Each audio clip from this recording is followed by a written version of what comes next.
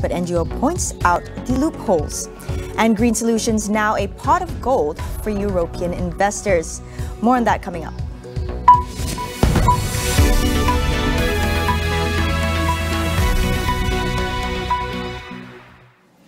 A meeting among UMNO top 5 leaders will be held soon to discuss the date for the 15th general election.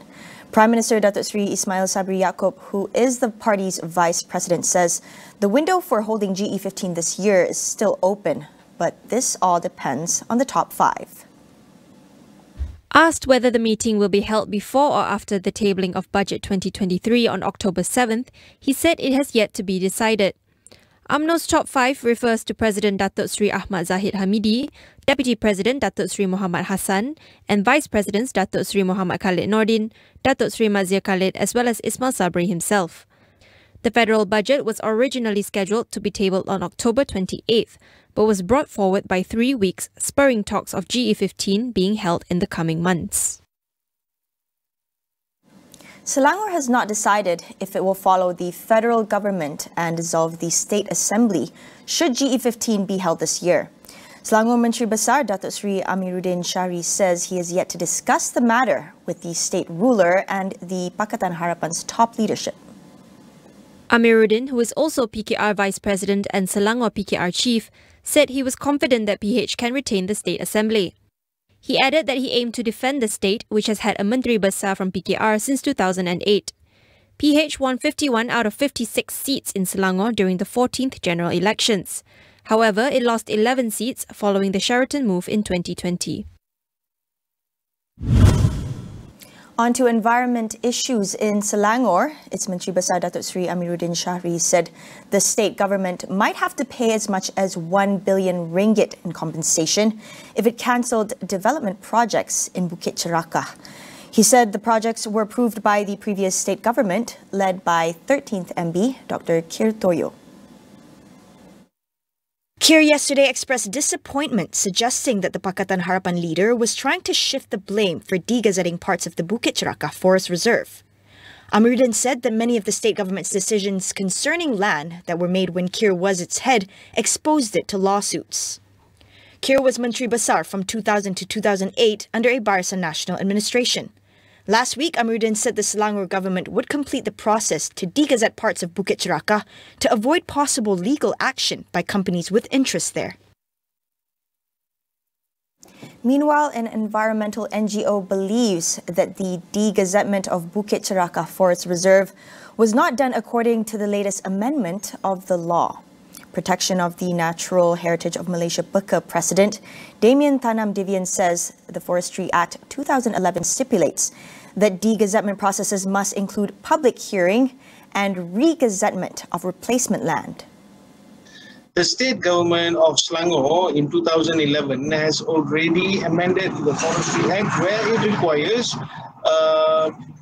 a public hearing to be done. That process is missing in this degazettement. That's number one. Number two, the state government is also obligated to replace forested land of the same type or larger in Selangor to be named and given the status of protected forest.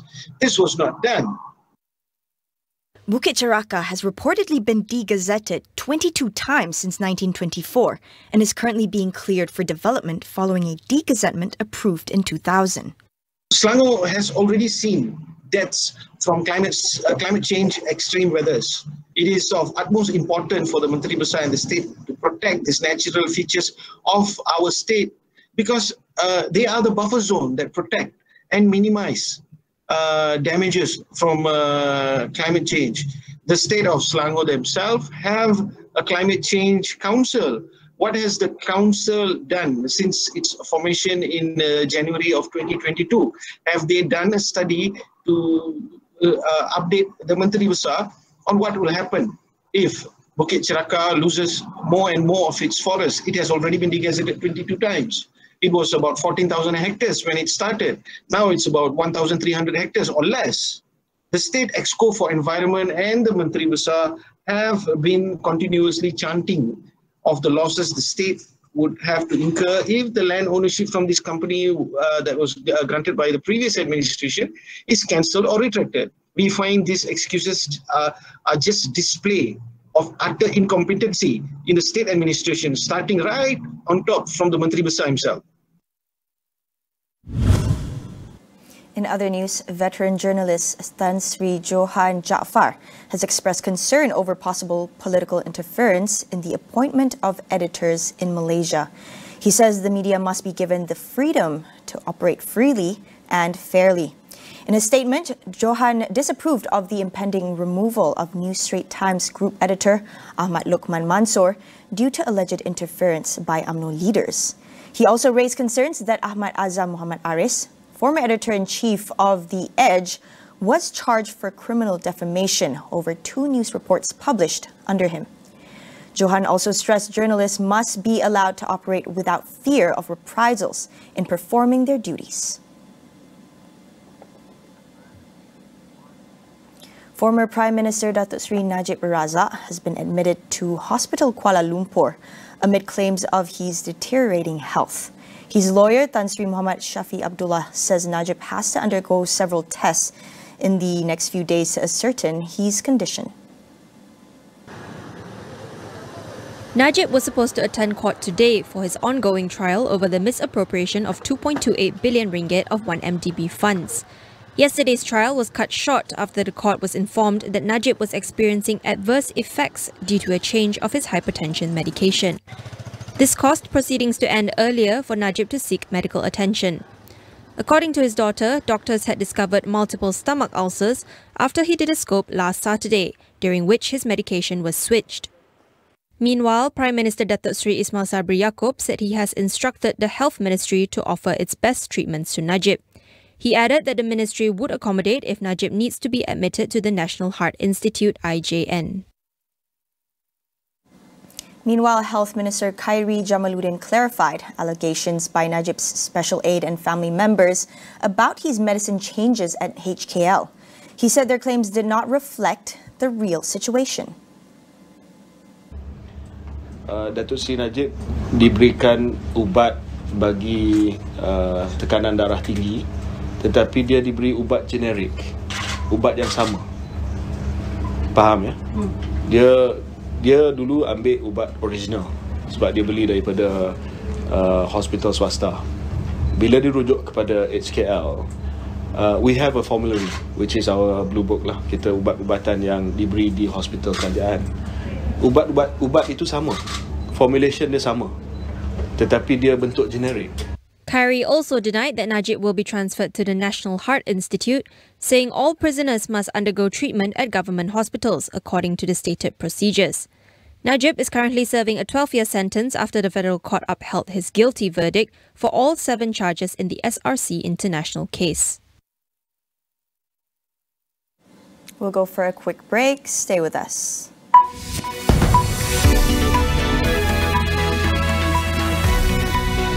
Korang, jom pergi Carnival Shock weh! 24 dan 25 September ini. Pasti korang shock dengan apa yang ada. Shock hiburan, boleh jumpa selebriti kegemaran korang. Riang-ria shock, pelbagai aktiviti menarik untuk keluarga. Jangan lupa, Carnival Shock weh! 24 dan 25 September di dataran Carnival Stadium Shah Alam. Jumpa di sana! Di Lala Move, kami menghantar dengan pantas dan mudah. Dengan satu klik, fleet kami bersedia untuk anda. Setiap masa, setiap hari. Sentiasa bersedia untuk Lala Move-kan saja.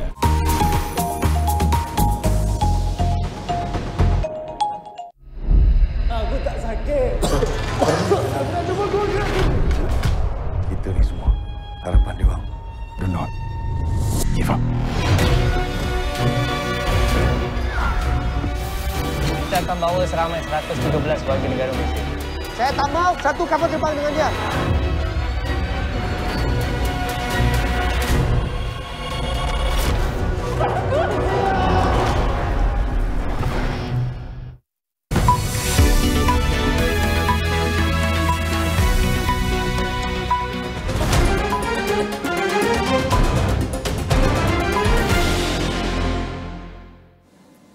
Majority respondents in the EU-ASEAN Business Sentiment Survey believe that Southeast Asian nations are not doing enough for green supply chains. Council Executive Director Chris Humphreys shares his insights on the findings. There are several things that come out from the survey. There's the perennial one about the need to remove non-tariff barriers to trade right across the region. It's something that ASEAN collectively says they're going to do, but are making very little progress on. I think the other one that comes out from the survey, perhaps looking more into the future, is the need to do more on sustainability issues and climate change issues. And this is a big problem for any investors coming into the region in the future, whether they're European or American or Japanese or Korean, because companies everywhere will only be able to make investments in places which are making progress on tackling climate change issues.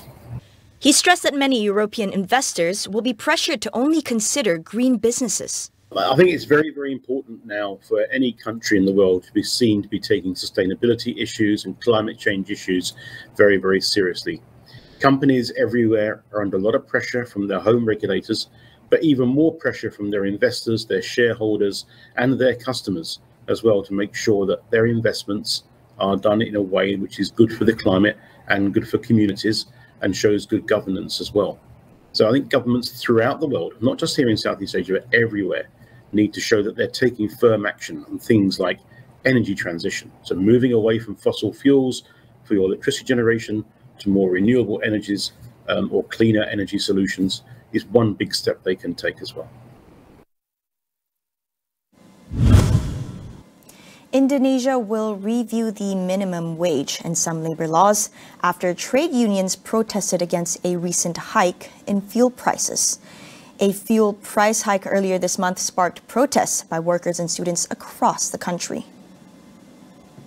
President Joko Widodo raised subsidized fuel prices by 30% earlier this month to limit an energy subsidy budget.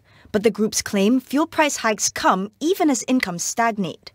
This is set to accelerate inflation, which has already reached its highest since 2015 due to rising food prices. Workers called for a change in the formula used by the government to determine annual increases in minimum wage and for changes in a controversial job creation law. Authorities are set to review the workers' demands today. Over 280 South Koreans adopted to European and American parents as kids filed applications demanding the South Korean government to investigate their adoptions. The adoptions were suspected to be based on falsified documents, laundering real status or identities as agencies race to export children. The Denmark-based group representing the adoptee today called for President Yoon Suk-yeol to prevent agencies from destroying records. The group also plans to sue 2 of the Seoul-based agencies. The agencies face increasing scrutiny about practices during a foreign adoption boom that peaked in the 1980s. Complaints include lost or distorted biological origins. Applications filed include 165 cases from Denmark, 36 cases from the US, and 31 cases combined from Belgium, the Netherlands, Norway, and Germany. Some 200,000 South Koreans were adopted overseas the past 6 decades, mainly to white parents in the US and Europe, during the 1970s to 1980s. A few hours from now, Queen Elizabeth II's coffin will begin its journey of leaving Scotland for the first time since her death. It will be flown to London after 24 hours of lying at rest in Edinburgh's St. Giles Cathedral. In Scotland, thousands of mourners queue through the night to see the Queen's coffin at St. Giles, where the Queen's 4 children staged a vigil over the mother's coffin on Monday evening. Today, the Queen will be taken to Westminster Hall, where she will lie in state until the date of her funeral. The last member of the royal family to lie in the state in the hall was the Queen Mother in 2002, when more than 200,000 people gathered to pay their last respects. Preparations are underway in London, with queues already forming to view her coffin in the British capital. Authorities have issued guidelines for mourners, with police expecting hundreds of thousands to come pay their respects to the late monarch. My Sajatra has now made it easy for us to register as organ donors. Will this encourage more pledges and in turn save lives? How do you encourage families to honor those pledges? On Consider This, we asked our guests about bequeathing your body to help others. That is all we have for you on AWANI tonight. I'm Soraya Mia. Thank you for watching, and we'll see you again.